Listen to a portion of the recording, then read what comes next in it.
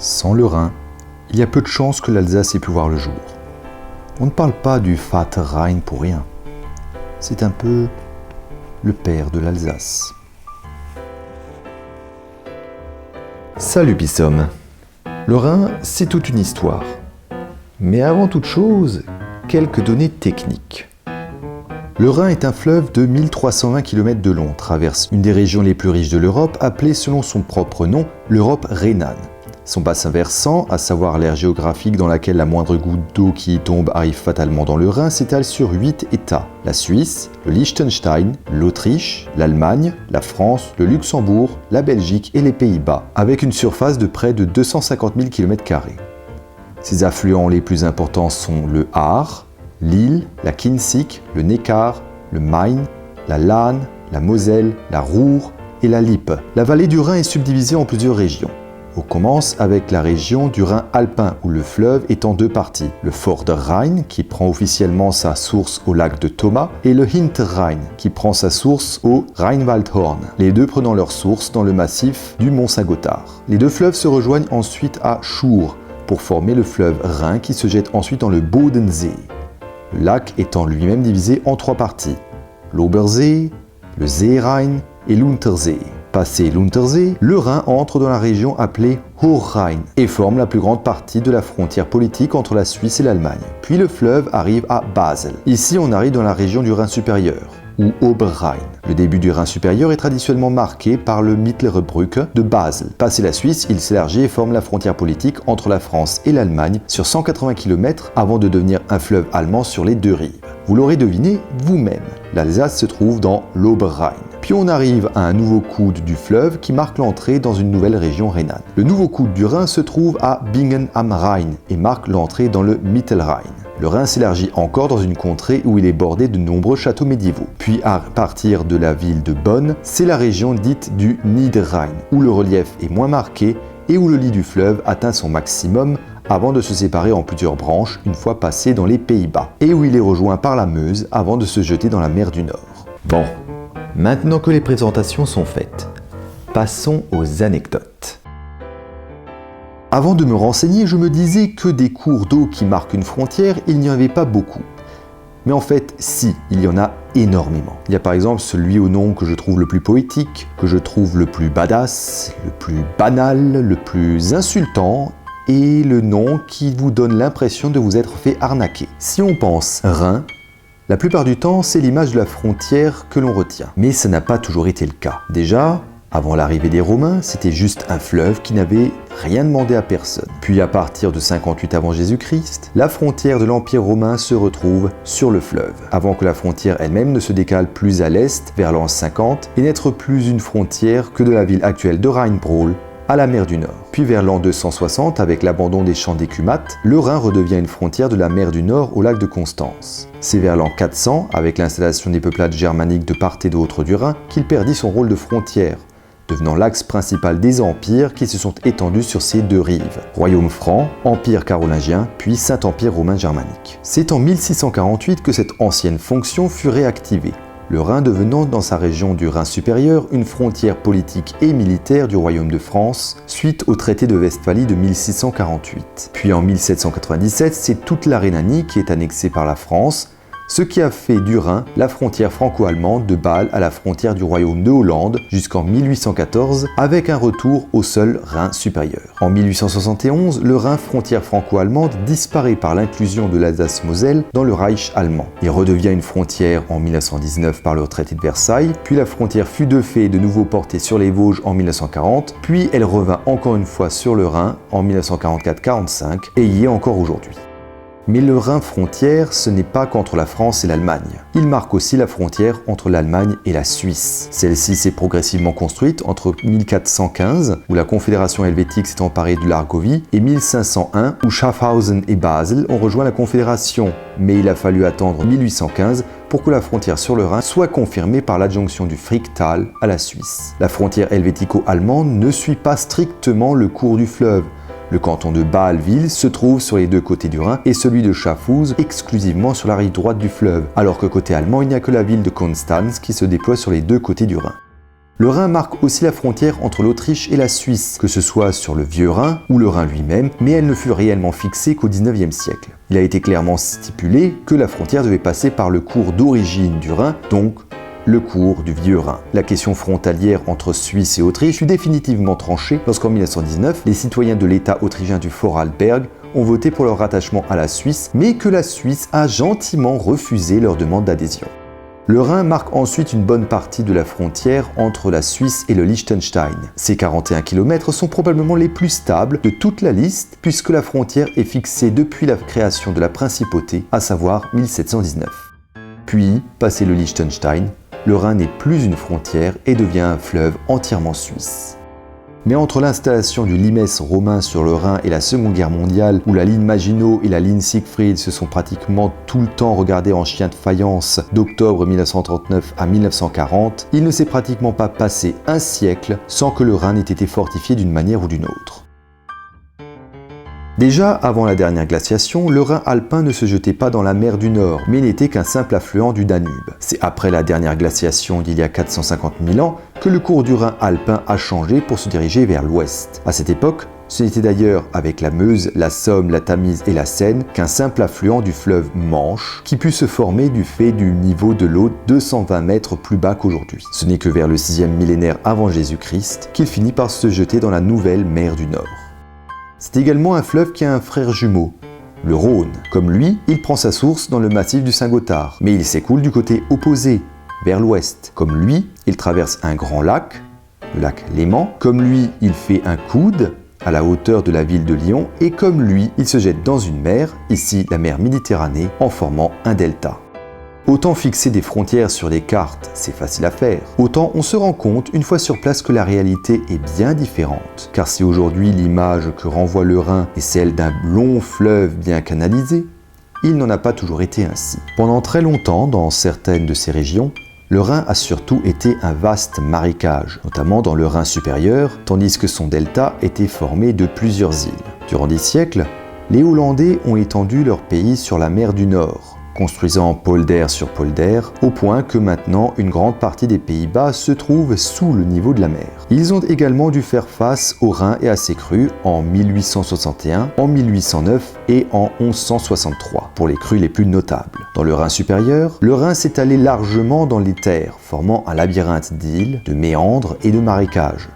Son lit majeur, c'est-à-dire la largeur maximum du fleuve lorsqu'il est en crue, pouvait atteindre par endroits 3 km de large. Pour vous montrer un exemple qui intéressera probablement les Parisiens, le lit majeur de la Seine à Paris, c'est à peu près ça. Il en était de même pour le Rhin alpin, qui n'était alors qu'un torrent de montagnes particulièrement gros. Son embouchure, à la hauteur du Bodensee, se faisait en un delta marécageux. On tenta bien des fois de s'approprier les îles du Rhin, mais avec des fortunes assez variables. Ainsi, en 720, fut fondée l'abbaye de Honau sur une île du Rhin qui dut être abandonnée en 1480 car menacée d'inondation. Il arrivait même que des villages entiers passent officiellement de la rive droite à la rive gauche du Rhin. Breisach am Rhein ne se détacha définitivement de la rive gauche du Rhin qu'en 1296, tandis que le village de Rhino se trouvait sur la rive droite du Rhin, se retrouvant sur la rive gauche en 1398, avant de repasser sur la rive droite du fleuve en 1502 pendant quelques années, puis revint sur la rive gauche du lit principal du Rhin. Il en résulta d'ailleurs pour Rhino la présence de près de 10 km² sur la rive allemande, qui sont toujours sous sa gestion du fait de la modification du cours du Rhin au XIXe siècle, qui n'avait pas pris en compte les limites de la commune, limitées par un ancien bras du Rhin. Le Gemeindefreie Gebiet Rheinau, situé en Allemagne, constitue aujourd'hui la majeure partie du parc naturel du Taubergießen. Il y avait néanmoins beaucoup de professions qui s'accommodaient fort bien de ce Rhin sauvage. Pêcheurs professionnels sur le Rhin, c'était la norme dans les villages entourant le fleuve. Mais ce qu'il y a de plus étonnant, c'était la manière que les riverains du fleuve avaient d'arrondir leur fin de mois. Ils faisaient de l'orpaillage, à savoir, ils extrayaient de l'or dans le Rhin. Oubliez par contre les images de pépites d'or grosses comme le poing. Cette image vient de la ruée vers l'or en Californie et dans le Yukon canadien. Ça n'a jamais été vu dans le Rhin. En fait, le Rhin sauvage, ayant été un ensemble de méandres et d'îles, de l'or sous forme de fines paillettes pouvait se déposer dans les endroits calmes qui n'étaient pas balayés par le courant du fleuve. On peut remonter aux Celtes pour trouver les premières mentions d'orpaillage dans le Rhin, et on frappa même des pièces avec l'or trouvé dans le fleuve, les ducats en or du Rhin. Mais l'or du Rhin disparut brutalement au XIXe siècle du fait des aménagements effectués sur le fleuve à cette période. Effectivement, afin de limiter ces débordements et de rendre le Rhin moins tumultueux, des travaux de canalisation furent envisagés assez tôt pour permettre un trafic régulier. Ainsi, en 1122, dans les actuels Pays-Bas, il fut décidé de détourner le cours principal du Rhin sur l'actuel bras de la Lek. Actuellement, le fleuve existe toujours, mais ce n'est plus qu'un bras mineur du delta du Rhin. Pour suivre l'ancien cours du Rhin dans les Pays-Bas, il faut suivre le Rhin courbé, puis le Rhin de Leyde, avant de prendre le vieux Rhin qui se jette dans la mer à Katwijk. Dans la vallée du Rhin supérieur, c'est au XIXe siècle que les travaux de canalisation du Rhin furent entrepris, initiés par l'ingénieur Toula. Mais les travaux entrepris avaient alors entraîné une accélération du fleuve du Rhin et l'abaissement de son niveau plus haut dans la vallée, ce qui entraîna l'apparition de hauts fonds, entraînant également la quasi-disparition du trafic naval rhénan. Il fallut attendre l'aménagement du Rhin entre 1906 et 1924, entre Sonderheim et Strasbourg, pour que des navires de commerce puissent revenir dans le port rhénan de la capitale alsacienne, puis entre 1930 et 1956 pour la section Strasbourg-Bâle, ce qui permit au port de Basel de redevenir praticable. Parallèlement, le creusement du Grand Canal d'Alsace entre 1932 et 1956 permet désormais de garder le fleuve en eau pour le trafic fluvial tout au long de l'année sans interruption. Enfin, le Rhin alpin eut droit lui aussi à ces travaux d'aménagement destinés à le maîtriser. Ici, ce sont les débats entre cantons suisses qui retardèrent les projets de réaménagement du cours du Rhin, et il fallut attendre le vote dans le canton de Saint-Gall de la loi sur la correction radicale du Rhin et l'accord des 3 pays concernés par les travaux de réaménagement pour voir le début des travaux. Ceux-ci débutèrent en 1861 et ne virent leur achèvement qu'avec la fin des travaux du canal intérieur du Liechtenstein en 1943. Le résultat fut une limitation du nombre de crues du Rhin alpin et un assèchement du delta qu'il forme avant de se jeter dans le Bodensee, même si le marécage n'a pas complètement disparu, concentré sur le rivage situé entre le vieux Rhin et le Rhin alpin. Ce marécage est désormais devenu une réserve naturelle. Il faut également savoir qu'en 1815 fut fondée la Commission centrale pour la navigation du Rhin, qui veille à garantir la liberté de navigation sur le Rhin et à promouvoir la navigation rhénane. Il regroupait au départ les pays riverains du Rhin en 1815, à savoir la France, le Grand-Duché de Bade, le Royaume de Bavière, le Grand-Duché de Hesse, le Duché de Nassau, les Pays-Bas et le Royaume de Prusse. Le nombre des pays a évolué avec le temps et a même compris après la Seconde Guerre mondiale les États-Unis d'Amérique, qui sont restés présents jusqu'en 1961, et le Royaume-Uni jusqu'en 1993. À l'origine basé à Mainz, son siège se trouve à Strasbourg depuis 1920 et c'est actuellement la plus ancienne organisation internationale en activité au monde. L'idée de relier 2 points d'eau entre eux pour faciliter le transport n'est pas une idée nouvelle. Le Grand Canal en Chine fut creusé au 5e siècle avant Jésus-Christ et bien avant les Chinois, le canal des pharaons reliant le Nil à la mer Rouge fut creusé au 19e siècle avant Jésus-Christ. Le premier canal creusé reliant le Rhin à un autre point d'eau fut creusé par les légions de Nero Claudius Drusus, beau-fils de l'empereur romain Auguste, reliant le fleuve à ce qui était appelé à l'époque le lac Flevo et qui est aujourd'hui l'Iselmeer, situé dans les Pays-Bas actuels, afin de faire passer des navires pour lutter contre la piraterie des Frisons sans avoir à faire passer une flotte par la mer du Nord.